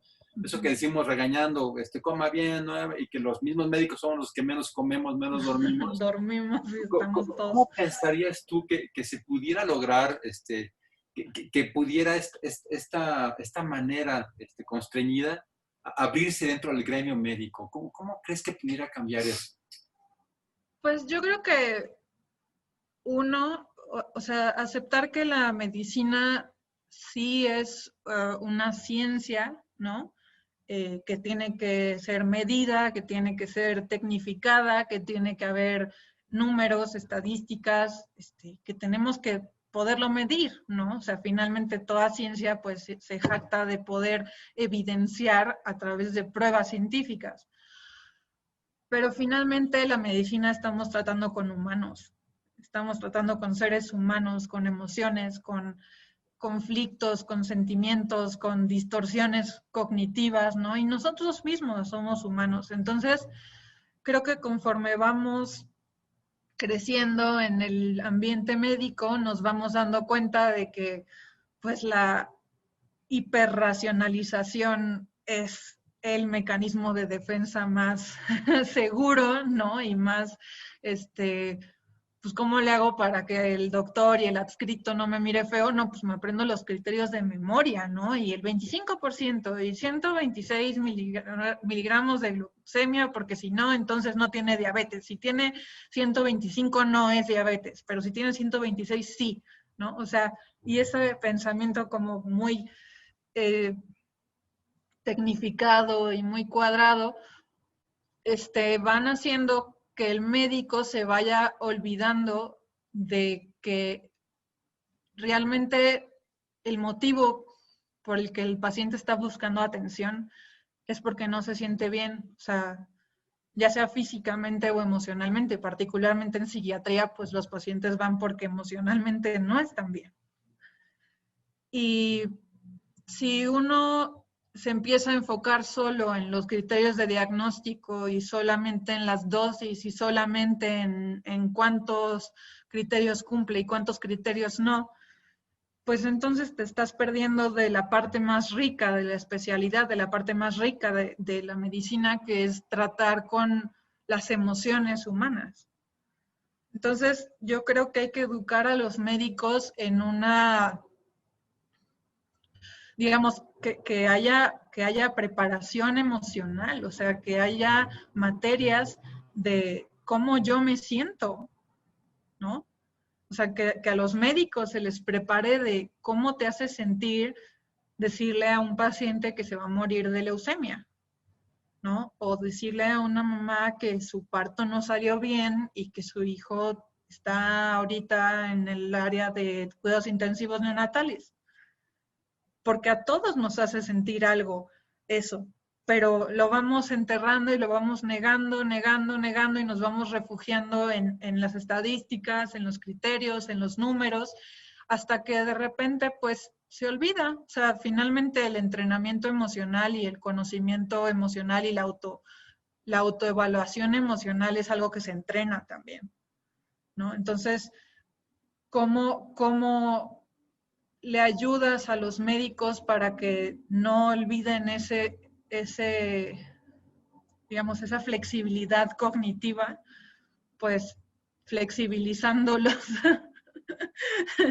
Es que es curioso, ¿no, Carmen? Porque hace 2 semanas, precisamente en el conversatorio de la salud mental de los médicos, voy a repetir algo que dije ahí, ¿no? Que algunos pacientes dicen, oiga, doctor, ¿no cree que se debería llevar en primaria y secundaria inteligencia emocional? O también, como le dicen, mucho autoestima, ¿no? Que esa palabra se usa mucho socialmente. Y yo me pregunto eso, ¿no? ¿Qué nos pasa en medicina? Que tenemos una profesión tan complicada que no damos inteligencia emocional en las universidades. No está en la currícula. No está. Y entonces ahorita tú lo pones en este énfasis de que pues, si tú tienes estas áreas, te es más fácil poder como hacer esta difusión y comunicación. Pero si nos vamos al conversatorio hace 2 semanas, que era precisamente pues por la misma salud mental del médico, ¿no? Creo que Totalmente. ¿Por qué no tenemos esa clase? ¿Por qué no nos encargamos de tenerla, ¿no? Cuando tenemos tal vez la profesión que se enfrenta junto con los abogados penales a las situaciones más complicadas del humano, ¿no? Claro. El sufrimiento que está ahí atrás de esto, ¿no? Oye, y luego ya te quería preguntar también, ya ahorita vimos a través de lo que nos dijiste, la cantidad de alcance que tiene ya tus publicaciones dentro del instituto, ¿no? Es impresionante y qué bueno, porque entonces sabemos que está llegando material bien escrito, bien respaldado, de forma muy sencilla a mucha gente. Y eso, pues sí, finalmente va a favorecer que la gente tenga una mejor comprensión de las cosas y no esté tan desorientada a través de las redes sociales, ¿no? Que es doble filo instrumento que por una parte luego nos ofrece tanta información tan sencilla, pero luego nos ofrece tanta mala información tan fácil, ¿no? Claro. Pero yo te quería preguntar a ti, digamos que con esto de los followers, sí vemos cómo sí está teniendo un impacto, pero ya de una forma más personal, tú has tenido la experiencia de darte cuenta, ya con las personas, a nivel vivencial, cualitativo, el impacto que puede tener esta manera de difundirlo, ya no solamente con ahora sí que con las estadísticas del alcance, ¿no? Sino has tenido oportunidad de saber y ubicar cómo ayuda esta manera de difundir la información que estás teniendo. Sí, pues, por ejemplo, varios compañeros míos o colegas que yo les he compartido el video de técnicas de respiración, el video que vimos de Raku haciendo la respiración diafragmática, pues como se puede compartir muy fácil por WhatsApp, a pacientes que están teniendo una crisis de ansiedad o a pacientes que están teniendo como dificultades con su ansiedad, pues les compartes el video, ¿no?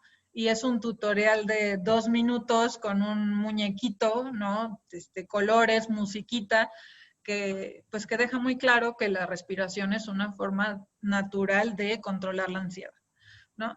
Y lo han compartido y ha servido para pues controlar algunos pacientes que están ansiosos en casa ahora en la cuarentena, ¿no? Y pues también una compañera, excompañera de la carrera, hace poco me buscó para tener consulta conmigo, está en la especialidad de ginecobstetricia, residente, y me dijo, o sea, me escribió por mensaje y me dijo, oye Carmen, fíjate que estoy como tu Raku.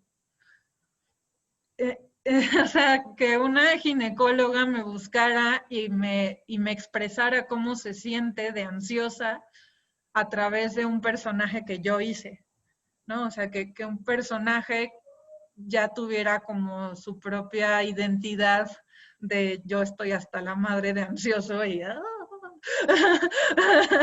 y que la paciente lo identificara y me dijera, oye, busco atención porque estoy así, como el mapache, ¿no? Entonces, eso me gustó mucho, me hizo sentir bien. Claro, y además, bueno, tú lo viste en Chiapas, ¿no? Más fácilmente, lo viste directamente, pues. Claro. Pero claro. sí, ya has tenido entonces esta vivencia de verla como Sí, el impacto, ¿no? El resultado. El resultado Sí. final, pues. Oye, y ahí, hablando precisamente de ese resultado final, ¿tú pensarías que dentro de esto que hemos privilegiado tanto en la medicina, que es la comunicación como de qué dosis tienes que tomarte, a qué hora, ¿no? Que sería como nuestra forma habitual. ¿Tú creerías con esta experiencia que a lo mejor esta manera de los orientales, de ciertas culturas prehispánicas, de orientar el tratamiento, no solo con esta tecnificación y comprensión científica de los problemas, científica racional, ¿pensarías que existe a lo mejor una estrategia alterna del bienestar en los pacientes? Y ya no estoy hablando nada más de a cuántos pacientes se le quitaron los síntomas respiratorios con el antibiótico o qué porcentaje del Hamilton bajó la escala cuando diste un antidepresivo, sino el impacto propiamente por otras herramientas, que ya no solamente sea difundir qué tipo de medicamento tienes que tomarte, sino exactamente como ya en esta línea de dar un mensaje de lo que tiene que ver con la higiene, que parece ser que en medicina tradicional no lo estamos logrando, que nuestra moralina médica de decir duerme bien, come bien, pues no la estamos transmitiendo bien, porque ni siquiera nosotros lo estamos logrando hacer como un gremio médico. Somos a veces los que tenemos los peores hábitos, los médicos.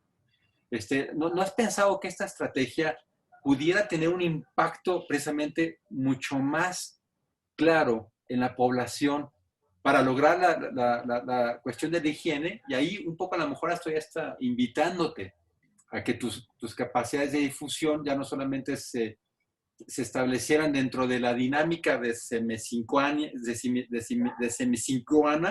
donde tienes todos los trastornos, sino precisamente a través de otra estrategia para que estos hábitos pudieran llegar, porque ya con esta forma que tú lo estás haciendo, ¿no crees que por ahí pudiera haber otras maneras y a lo mejor incentivando tus capacidades ficcionales y creativas?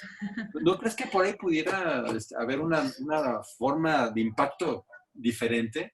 Sí, pues yo creo que, digo, por temas de la tesis y a lo que me quiero como desviar un poco hacia salud pública, creo que tenemos que adoptar como gremio médico la idea de, no de la curación o del tratamiento, sino de la recuperación y la rehabilitación. Entonces, ¿cómo ya le diste el antibiótico, ya se acabó la IBU, ya no hay infección de vías urinarias? Entonces el paciente pues ya no lo vuelves a ver, ¿no? Hasta que le vuelva a dar una IBU si es que resulta que regresa contigo.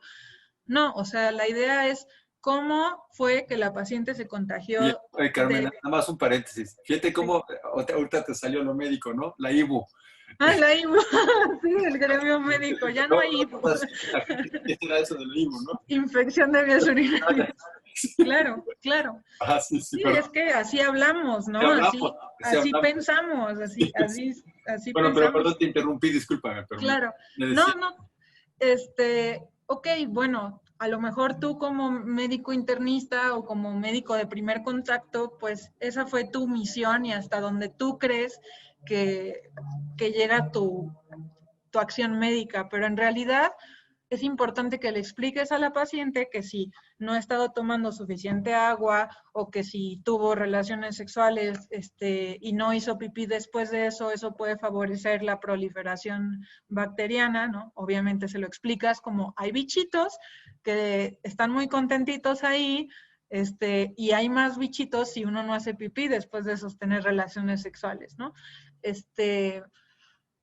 Y después de que la paciente ya toma el antibiótico y ya se siente mejor, bueno, pues dar un seguimiento, ¿no? O sea, cómo ha mejorado sus hábitos. Hola, señora, bienvenida a la consulta. Aquí tiene su vaso de agua, tómeselo, ¿no? Quiero ver que se tome su vaso de agua aquí y ahora. O cómo podemos hacer talleres para las personas, talleres de capacitación poblacional, para la población general de higiene, lavado de manos, lavado de dientes, cosas incluso que uno pensaría que no tienen que ver con medicina, ¿no? Como cómo hacer un huerto en casa o cómo tener una actividad artística, tener un hobby, ¿no? Yo creo que todo eso es importante, o sea, la cultura de la recuperación y de la rehabilitación no se limita a me rompí el brazo y tengo que rehabilitarlo para poderlo volver a mover, sino me quebré emocionalmente, me rompí emocionalmente, pero tengo que cuidarme para poder recuperarme en todos los sentidos. ¿Y qué fue lo que me llevó a quebrarme emocionalmente? ¿No? Entonces, realmente la medicina abarca a nivel de salud pública una serie de estrategias que no se están enseñando, que no se están ni siquiera visualizando como parte del quehacer médico y que bueno, pues por eso la falta de civismo, la falta de, pues, de estrategias de autocuidado, ¿no? O sea, la gente se aburre en su casa, es como, no tengo nada que hacer, veo la compu todo el día, veo la tele todo el día, veo el celular todo el día. Oye, pero pues puedes salir a caminar, puedes salir al parque, ¿por qué no hacemos un taller para un torneo de básquetbol?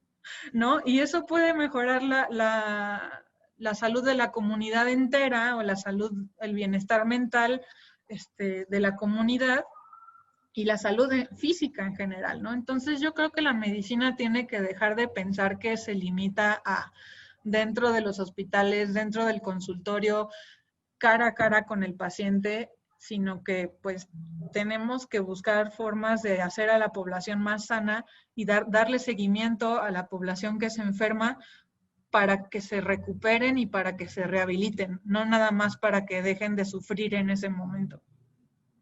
De hecho, inclusive ahí se me viene a la mente lo que hace 2 semanas pasó en el conversatorio, donde precisamente cuando se hacía la encuesta que estaba haciendo en la idea de ver cómo era la salud mental de los médicos, de los psiquiatras, ¿no?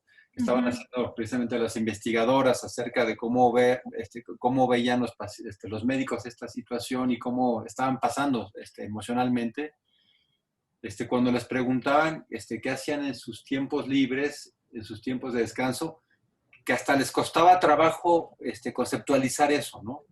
Digo, médico que es el que trabaja todo el tiempo, Si nosotros como gremio que representamos la salud física y mental, precisamente no logramos incorporar el proceso de salud en ese sentido de equilibrio, entonces, ¿cómo vamos a poder transmitirlo, no? Entonces, por eso de ahí, de alguna manera, toda esta línea que tú propones, creo que el punto principal habría que preguntarnos a nosotros mismos como gremio, ¿cómo es que hemos llegado a donde estamos? Que no podemos ni siquiera transmitir eso. Ya pues, como muy bien lo decían los alumnos, ¿no? Con su video que nos mostraron, ya no solo en el consultorio, ¿no? Sino en general. Fuera. ¿Cuál es la imagen de un médico? ¿Cuál es la vida de un médico? ¿Y cómo es un médico? Entonces, ¿qué nos ha pasado y qué tenemos que hacer como gremio completo, ¿no? Para cuestionarnos la forma de estar transmitiendo esto, ¿no? Y entonces, esto que tú hablabas de esta otra vertiente, me parecería que la importancia no está solamente en que es una especialidad más o una forma más, ¿no? de transmitir o de hacer por la salud, sino sí me parece que es concerniente a todo el gremio. No creo que sea exclusivo nada más como de un área de la salud pública, el poder hacerlo, ¿no? Sino me parecería que sí tendría que estar en nuestros genes, por decirlo así, ¿no? Sí. Sí, tendría que estar en la base de la medicina, ¿no? Desgraciadamente, para que uno llegue a conocer esto, ¿no? O sea, conforme he ido avanzando y decir, bueno, ¿cómo puedo especializarme en difusión de la salud mental? O sea, quiero hacer una especialidad en difusión de la salud mental. No, pues no existe. No existe. ¿No? O sea, no existe. Entonces, pues creo que me voy a tener que inventar la especialidad. Estás haciendo, ¿no? De alguna manera es como todo, pues, o sea, ya... Exacto, sobre la marcha lo vas haciendo y bueno, pues salud pública, salud mental pública es lo que más se le parece o desde donde más fácil lo puedo integrar, pues bueno, la maestría y el doctorado y lo que sigue y lo que venga, ¿no? Pero bueno, yo creo que tiene que haber un cambio de concepto, un cambio de paradigma de lo que es atender a un paciente y satisfacerlo en la necesidad inmediata hacia una cultura de la recuperación y de la rehabilitación integral.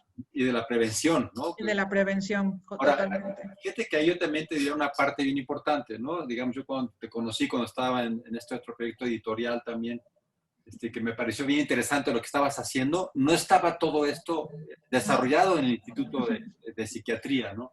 Entonces, evidentemente, todo esto no existiría sin Carmen, no existiría. Pero también yo tengo que reconocer, y me parece muy interesante, que el Instituto Nacional de Psiquiatría, ¿no? Con esta característica de Instituto Nacional de Salud, donde se privilegia tanto la investigación, la formación de personal de alta capacidad, tenga la sensibilidad para haberte invitado y para poder explotar de esta manera lo que ya está pasando, lo que ya es un hecho. De tal manera que ahora ya tenemos dentro de los videos del Instituto Nacional de Psiquiatría no solo a los expertos hablando, sino ahora tenemos esta serie de estrategias muy prácticas y sencillas para que llegue a la población. Porque entonces ya no es el experto hablando, sino ya es la manera más como pedagógica de que la gente acceda a esta información. Y yo tengo que reconocer al Instituto Nacional de Psiquiatría porque es un hecho. ¿Tú sabes si otros institutos tienen algo así? No, pues el doctor Madrigal y la doctora Sol Durán han sido pues clave para este proyecto. Realmente ellos fueron los que me invitaron y tenían ya la misión de hacer un programa de difusión a nivel de redes sociales. Ellos ya lo tenían contemplado, ¿no? Como parte de los objetivos de la dirección. Y pues resultó que yo estaba ahí y dije, vamos a hacerlo. Bueno, pero eso es algo interesante, ¿no?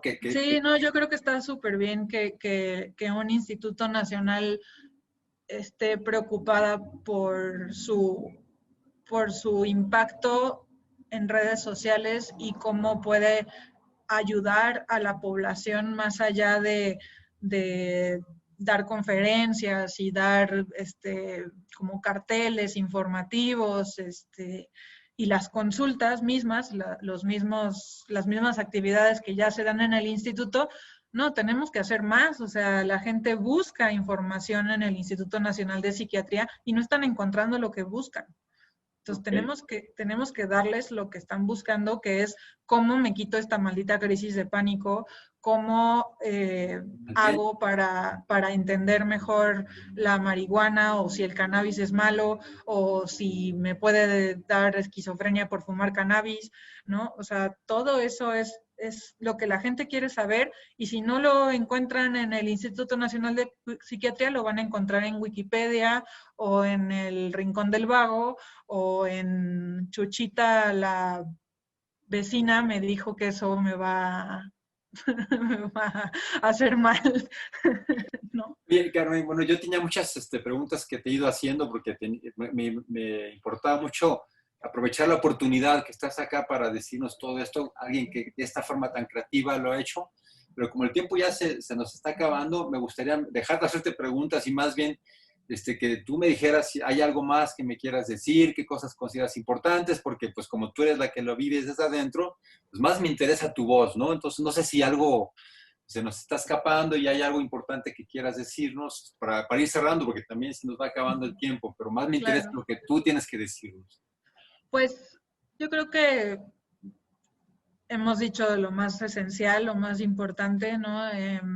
Creo que a nivel sociológico viene una etapa muy difícil de problemas de comunicación, es decir, con todo el sistema de redes sociales, la falta de interacción persona a persona, ¿no? Las nuevas generaciones que están creciendo en la pandemia, que pues no han visto a sus compañeros en meses y que probablemente van a pasar meses sin interactuar físicamente con otras personas. Creo que la comunicación clara, asertiva y sobre todo afectiva es una de las prioridades para nosotros como psiquiatras y como médicos. Es lo más importante, yo creo. La comunicación afectiva, ¿no? Afectivas. Y parece que desde el afecto viene mucho de tus creaciones, de tus personajes y de tus imágenes, ¿no? Parece que el sistema límbico está desde ahí. Pues es que el arte es eso, ¿no? El arte es poder expresar a través de otras formas una emoción o un sentimiento. Y cuando se conjunta el arte con la ciencia, pues tienes que buscar lo que está entre medias, que es las emociones, lo que te hace sentir. Ok. Y de hecho, inclusive, digo, ya que lo hablas así, no es casualidad que en Mesoamérica el tipo de expresión precisamente fuera más bien a través de imágenes, de logos, ¿no? De íconos. Sí. Hay otra forma ahí de expresión que no es precisamente la palabra racionalizada, ¿no? Que claro, un poeta hace maravillas con las palabras, ¿no?